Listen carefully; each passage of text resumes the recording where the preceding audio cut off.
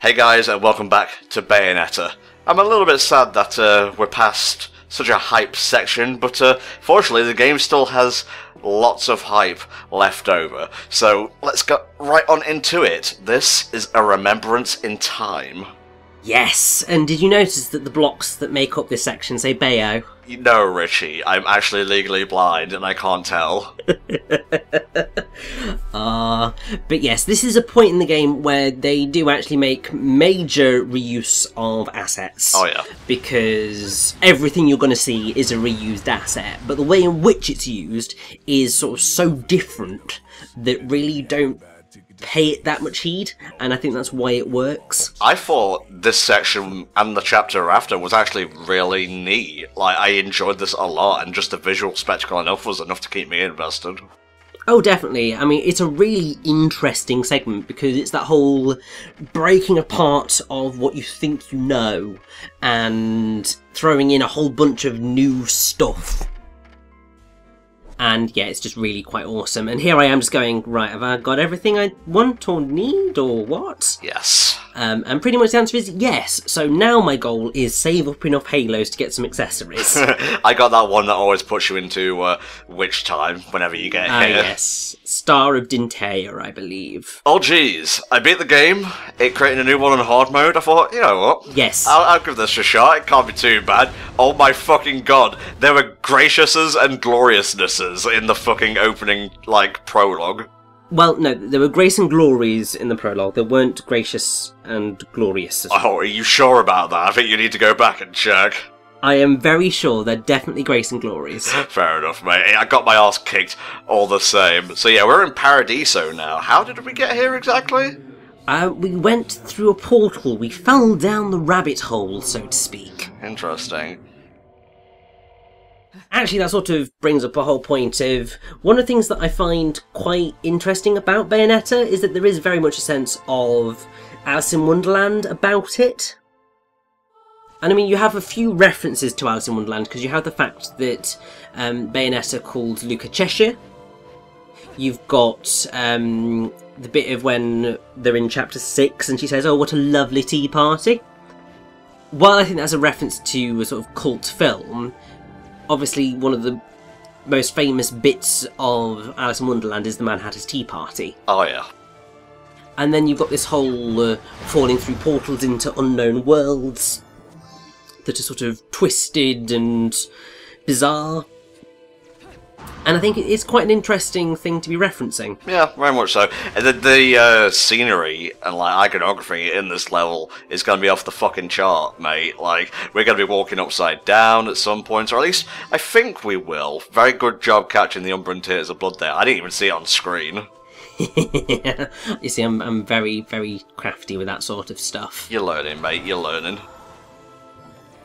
But yes, one of the things that's actually really cool, you don't necessarily notice it, but I know it to be true, is that you can see a whole bunch of angels flying about in the distance, and you've got these feathers that are sort of falling through the area. Yeah. They're all just 2D sprites, but I think they're blended in so well that you don't necessarily notice that that's the case. Also helps that, you know, they're really far away. Yeah. Oh, I love that enemy with the sword and the shield. It's too bad he's about to die. Yes, and he's called Ardor. Or Arda. Depends how you want to go about it. So we're going to get the key, put it in the thing, and Paradiso will render up some of its secrets. How mad were you there when you got hit? Very mad. I mean, pretty much, it was one of those instances just going, really? This is happening now? You sure you want to do this to me? We're sure we didn't fall into Inferno on accident? Yeah, pretty sure Inferno wouldn't be this pretty. But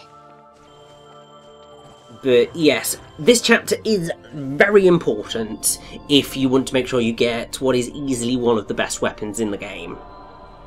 At least one of the best regular weapons in the game. Because there are some secret weapons that you can get for doing various things, but this one is pretty amazing. I missed this the first time around, and I was honestly a bit mad because I was going out of my way to try and find it. Yeah, well, you see, what tends to happen to most people in this particular chapter is they find 2 of the 3 and then miss the 3rd. Were these walls breakable before? That might be why I got a bit confused.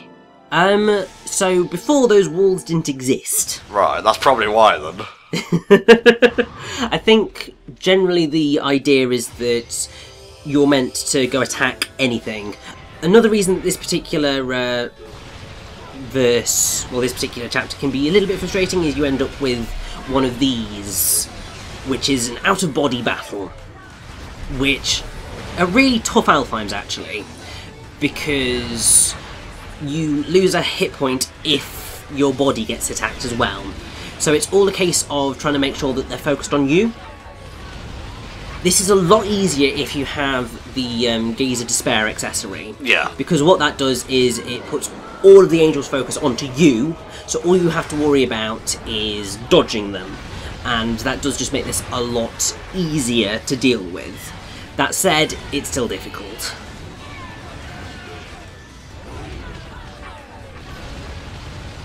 And I mean, there's one version of this that's going to turn up later, which is just, oh my god, it's awful! Oh, another version of this, Alfheim? Yes. It's awful and I hate it. You'll see it later on, and I will cry as we play through it. Oh my god. I think I barely did this one and ended up with like a bronze or something.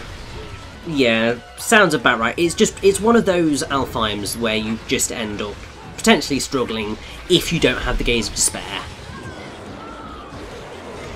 And it's why pretty much, I mean, one of the things that everybody says about Hideki Kamiya games is that the first playthrough is your kind of tester playthrough to learn the ropes. Your second playthrough is where you kind of truly start to figure out the mechanics and actually start having the most fun.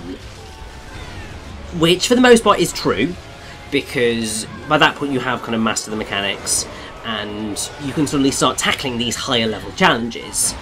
But pretty much you want to do it as in the same save file so that then you get to use all of the tools that you've gathered. So you use all your weapons, all your accessories, etc. So how many takes did that Alfheim take you out? Honestly I can't remember. It was definitely a few. Yeah. Because they reached a point where then I was just like, you know what, I'm just gonna take it, however many hits I take, unless it's like 4 and I've got 1 hit point left, in which case, no, I'm doing the damn thing again. God, those are the worst takes. Like, the one where you've been playing for so long that you eventually start getting sloppy, but you somehow cheap out a win, and you have to use that take. Yeah, it is really annoying, but there we go, these things happen. Oh, I remember this bit. Do you remember this bit, Richie? For what? Well, I ended up breaking the game a little bit here. Are you sure it's here? It's definitely here, mate. What happened essentially was there was some glitch with the rings of this little planetoid, and I guess I jumped at it at a weird angle because there are some gravity sections coming, I think in a little bit, or either connected to this section, and I just, like, I landed at a weird angle, and I essentially turned upside down and started floating away into the ether. Yeah, I have to say, when I saw that I was just like, Tom, this game is perfect, how the hell did you break it? Well, I found a way. I'm a bit of a savant in that regard. Clearly you were taking lessons from Spa, because he was the one who always broke games. I will try, and the big emphasis on the word try here. I'll try and remember to put a link to that, because I used the Switch's built-in recording thing to take a clip, and it's not hearsay, you can see the video evidence. Yes, and I have seen the evidence and was just like, what? How? How is this possible? Yeah, I think it was when it was activated like this. Because I thought it was a bit later on that you caused the chaos, but there are a few sections like this, so yeah, who knows. But yes, this bit that we're about to face now is going to be quite fun. Oh yes, wait, do you mean fun as in fun, or fun as in fun? Mixture of both, because we Indiana Jonesing this shit now. This bit is clown shoes. To coin a phrase, it's ridiculous, but I like it. because, I mean, it's one of those instances where it's actually kind of difficult to get a decent score, because you've got to obviously get some combos going, but the only way to do that is to attack the angels, but obviously you don't want to get hit by the bloody rolling boulder of death. Yeah, the giant Katamari. So it's kind of a case of, what do you prioritise? Really, I would just prioritise in getting through the entire bloody level, because I had faith in my performance on some of the later chapters, so I just thought, you know what, I should be okay. And I believe we're done, yeah, there we go. Fall into the abyss.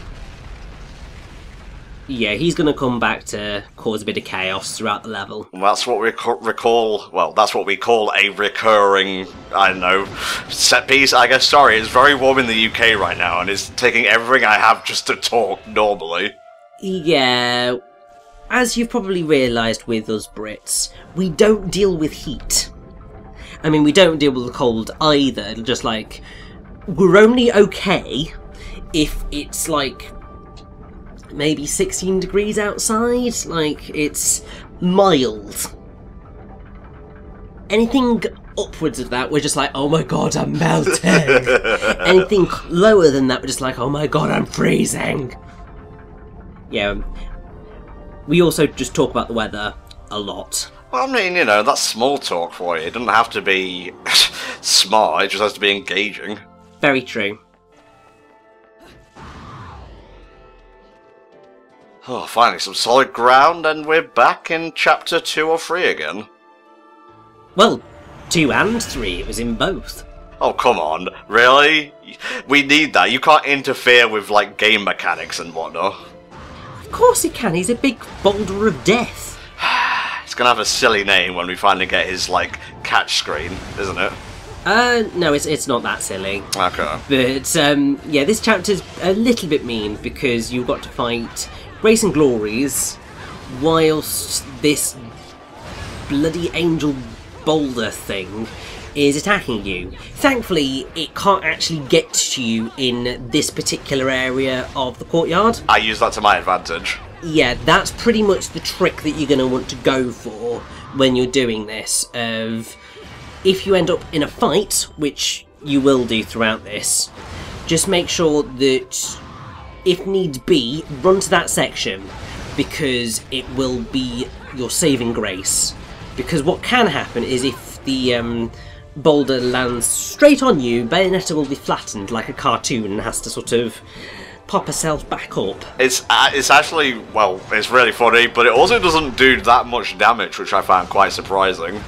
Yeah, it's a godsend. I think the reason for that is most likely because otherwise this verse would just be really mean. Yeah. I mean, I remember when I first faced it, I was just like, oh my god! And yeah, that was just so unfair. It was just like, I was doing so well, you bloody dick. Come on, man, just use the torture attack, stop being stubborn. I'm sorry, I'm trying to get a decent ranking.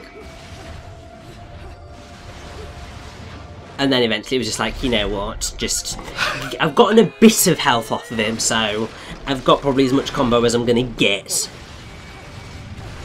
And also then I tricked him into this area, and it was just like, you know what, I'm just going to wheel a torch you again. Whee!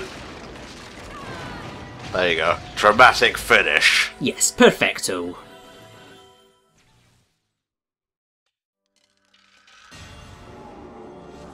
So how is Bayonetta able to break those barriers with just her Umbran magic? Well, because she's an Umbran witch, obviously. No, but I need the mechanics of this, Richie. I don't think you understand.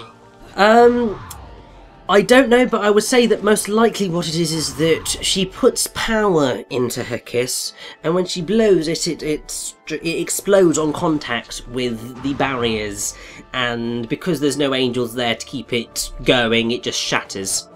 It took me a while to get that one as well, thank you.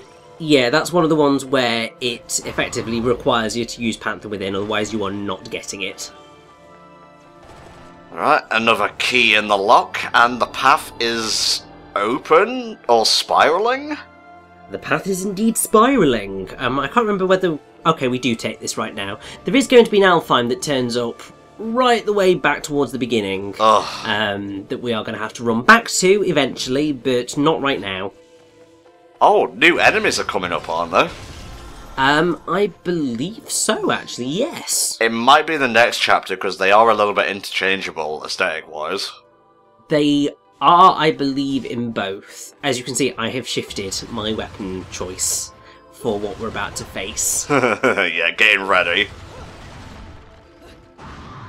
So yes, brand new enemy time. This is Kinship. Oh boy, these things are both, well, they're simultaneously easy and fucking annoying at the same time, which is probably the most annoying type of enemy. You'll see why, I won't spoil the surprise. Yeah, it's probably not going to be going well for me for this first moment. Jeez. Oh yeah, just start with a volley of angelic missiles. Of course, it's the only way to fight. You get no warning of that, that's so bullshit. Well, you do get a warning, it's just that it's a little bit difficult to dodge. And yeah, this is the frustrating thing, is that you've got two kinships that you've got to deal with. It's very easy to defeat them once you get onto their backs, but then that sort of blocks out the view of what they might actually be doing. Yeah. And the volleys can also be really frustrating as well, and just in general, I mean, there I was just like, I got caught and I just thought, if I fall off this cliff, oh my god, I will be so furious. Like, I kind of get what they were going for here, but unless you have, like, good movement options like Crow Within, you're probably going to find this a little bit fiddly. Pretty much, yes, and I think it's why a lot of people do sort of sit in that. They're okay enemies, but they can be just that little bit frustrating. There you go, next piece of the LP. Just like we're recording this, the next piece of the LP. Very smooth, Tom. Very smooth indeed. Look, it's like fucking 60 degrees. What do you want from me? I'd say it's not quite 60 degrees. Well, I mean, it might be 60 degrees Fahrenheit. No, that'd be really cold, wouldn't it? I don't know. Let's actually have a look at the weather. You're asking me? Well, yes, because I think that you should know the answer. Oh, okay, shaming me for stuff I don't know. Yeah, and I'm looking at my phone and just going, where the hell's my weather app? Oh, son of a bitch. Yeah, obviously I didn't see this one. Jesus Christ. Yes. So yeah, it's 25 degrees Celsius outside right now, according to the weather app. Well, is that a rap about the weather, or is it a thing where it's just wrapping up the weather? Weather app. Not rap. But yes, we get an Alfheim when we've got to take down Jeanne. Interesting. I'm kind of sad I missed this one now, because I do like fighting Jeanne. Yeah, it's a lot of fun, and thankfully it is easier than other fights against her can be. And finally I got a counter off against her, because in the fight so far, I haven't actually managed to do this. Very nicely done, mate. I know, I was very proud of that fight. It was just like, just perfection. Yeah, poetry in incarnate. motion. Beautiful. Get in there! Nah, I need you to redo the whole playthrough at pure platinum level. Yeah, no, that's not going to happen. On hard mode. Definitely not going to happen. Umbran Climax. Really definitely not going to happen. Yes, at this point I was just like, I was looking around for another platform, because in chapter 10... Yes, it is chapter 10, because this is chapter 9. There is a similar situation where you got to jump off of a kinship, fly over to a platform, and then there's another platform in the distance that you've got to get to from that platform. It's cruel, but I thought it was in this one, and it's not. So how do you feel about the visual design of Paradiso, mate? Because a lot of depictions of heaven is just like blue skies and white clouds. How do you feel about the decision to go with a kind of somewhat murky tone, honestly? Well, I mean, I think it fits in terms of the concept of Paradiso or paradise in this world, in that it's not a perfect world. It's meant to be sort of heavenly, so that's why you've got all the gold and stuff. And so on. But then you realise that obviously all the angels here are not necessarily the nicest creatures in the world. Yeah, they're just righteous they're just forces. Monstrous. Yeah. So it kind of makes sense that the world in which that they inhabit is equally sort of beautiful, but also twisted. And fun fact, if you destroy all of those tentacles, you can get an achievement or a number in Tears of Blood, which I believe is called Naughty Tentacles. It's great. The trick of getting through that one is, I believe, it's either using Onyx Roses or Colchedra, and just slowing your descent by just whipping the hell out of the things, and you should get through it alright. Oh, that's why we're using the whip. I was wondering why you weren't just flying through them. Yeah, well that's because I started doing that, and then suddenly I was just like, wait a minute, this is going to take me forever to get down, and that's just going to bugger up my ranking, so you know what, I'm not going to bother trying to get that achievement, because it's not worth it. Right, right. I think at this point I was exclusively using, like, the sword and whatnot, so these guys went down pretty easily. Yeah, and I seriously did regret using Kulshedra when I got to this fight, because I was just like, yeah, no, I can't use this weapon. I'm awful at using this weapon. I'm not going to use this weapon anymore. I'm guessing, like, you lost a lot of points for life in this one, but look on the bright side, your combo's going to be through the roof. Yeah, I don't think it's going to be as through the roof as it should be, but... Son, you have disappointed me and this family. Be gone. Well, I mean, I can pop off, like, but I'd rather not, because we've still got like another 2 parts of this to go. Oh, Jesus wept. Well, actually, no, not Jesus wept, because I'm enjoying recording this. Exactly. How would? Yeah, that was a disastrous verse. A bronze in this household of action games?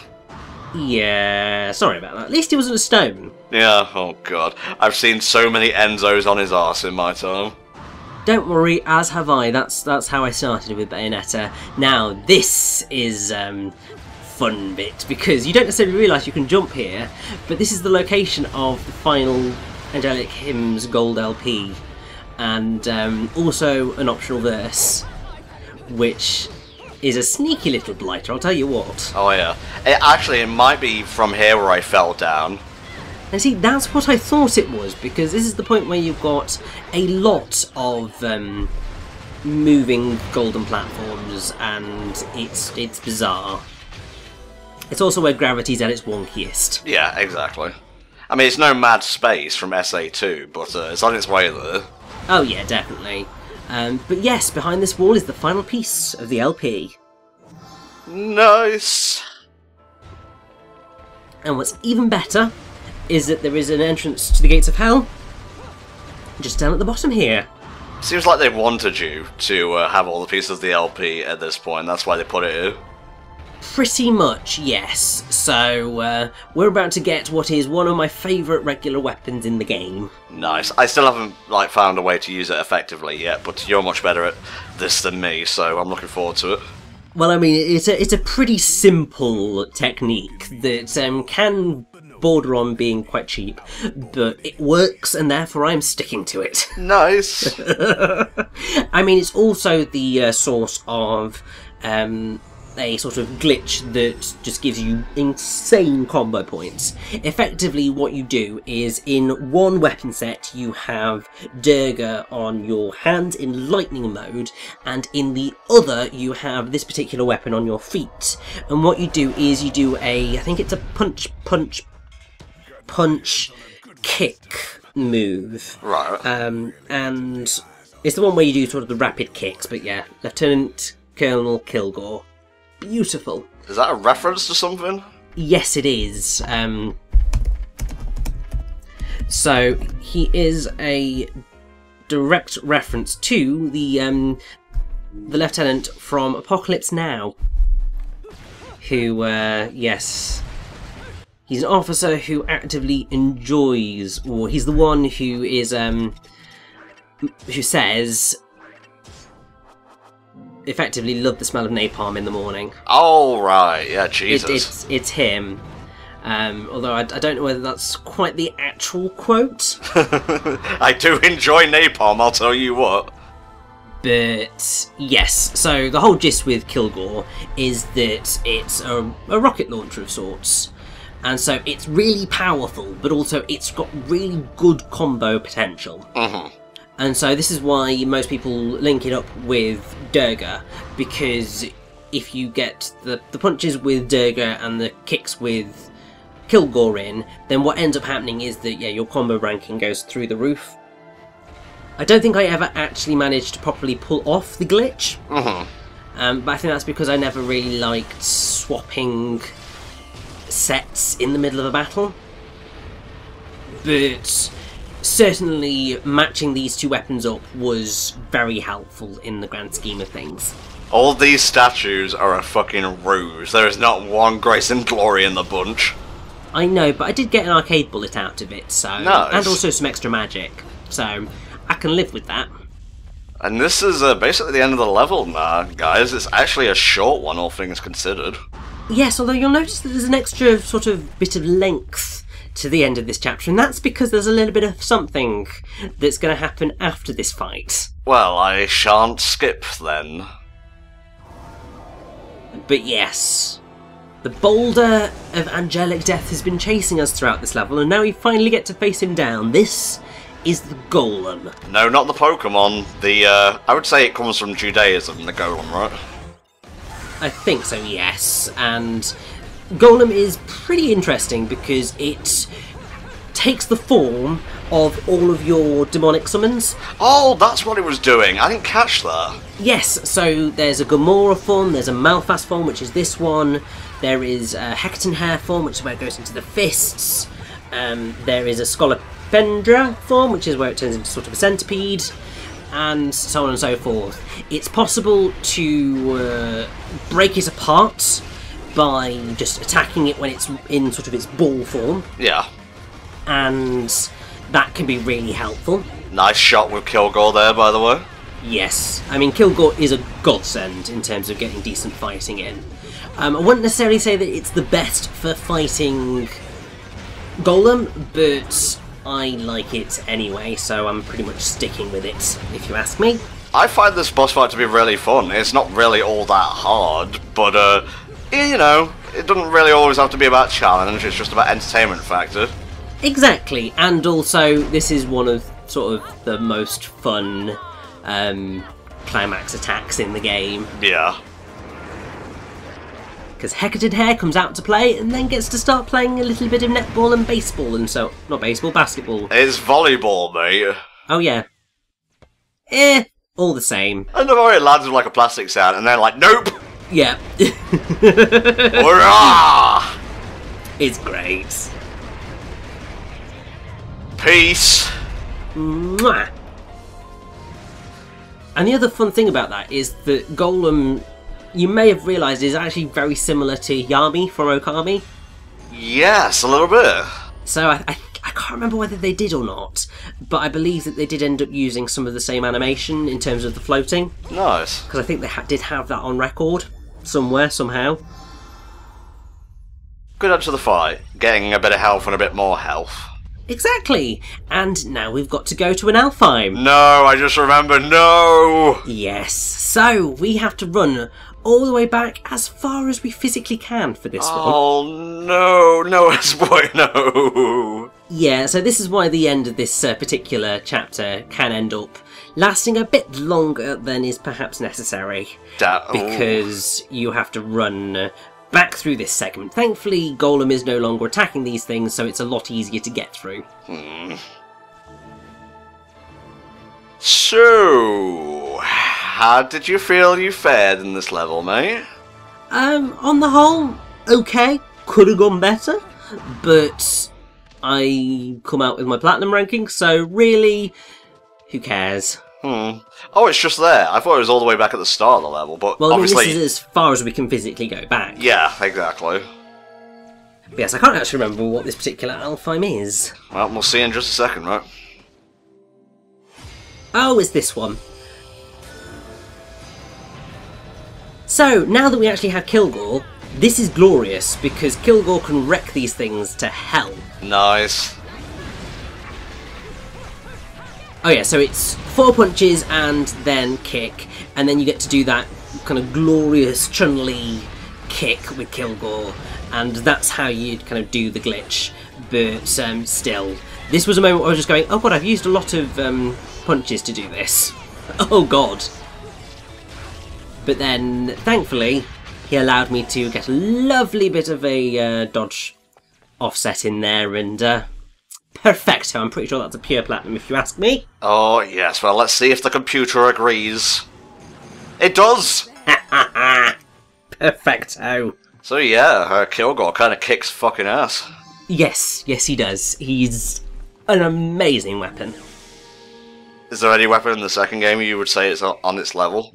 I would say the one that most people go to in terms of pulling off Kilgore-ness is the chainsaws. Ooh, say no more, say no more. And I'm just going to get its name. Salamandra, that's the one. Okay, well, I actually not to say more because I'm not actually starting Bayo 2 until we're done with this. I didn't want to kind of dilute my Bayo 1 experiences. That's totally fair. But yes, that's pretty fun weapon, but then again, there's a lot of really fun weapons in Bayonetta 2. Like, you notice how you could jump off a platform at like a weird angle, like you were still locked to that gravitational plane? That's probably how I got the glitch to activate. Pretty much, yes. And here I was just like, right, have I got everything? Just double checking? Okay, we're good, we can finish the chapter now. Bayo running with those things on her feet is amazing. It really is. Nice job. Thank God for those pure platinums, otherwise this would not have been a platinum run.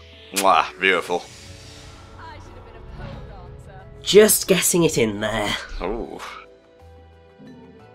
That's a bit of an angel attack to cap things off here, shall we? Well, of course, I mean, it's the only way to finish off a level in Bayonetta, just with a bit of angel attack. And, oh my god, so many bullets. Well, you've earned them, mate. You certainly earned them. Yeah, now I'm just gonna sort of, you know, take my time, see if I can beat my record of 100 that I'd gotten to. Oh man, I can see why gacha, I think that's the term, is so popular. Or, you know, pachinko machines or arcade machines, just like the sound effects and whatnot are so enticing. Oh god, yeah. It draws you in and it's addictive. Not always for the best. I call him Gambler, son of a bitch. Alright guys, that'll do it for this part of Bayonetta. Come back tomorrow when we continue our journey through Paradiso, where hopefully Golem has pissed off for good. Not quite 100, Rich, do better next time. See you then.